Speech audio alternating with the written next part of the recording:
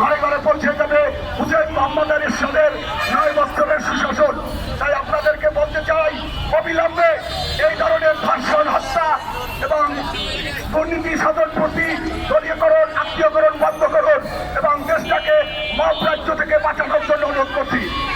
বন্ধুরা আমার, আমরা শুধু বলতে চাই, এই দেশ আমাদের সকলের, এই দেশ কোনো দেশের দলের নয়। তাই আমরা শান্তিপূর্ণভাবে জীবনযাপন করতে চাই। আপনাদেরকে বলতে চাই, আগামী দিনে এই দেশটা যাতে সুন্দর বা সার্থকভাবে চলে, আমরা সেই কামনা করছি।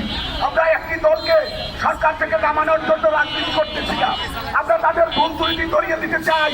জাতীয় পার্টি সরকারের ভুল ত্রুটি নিয়ে আলোচনা করবে, সবার ভালো কাজের প্রশংসা করবে, খারাপ কাজের খারাপ কাজ নিয়ে আমরা সমালোচনা করবো।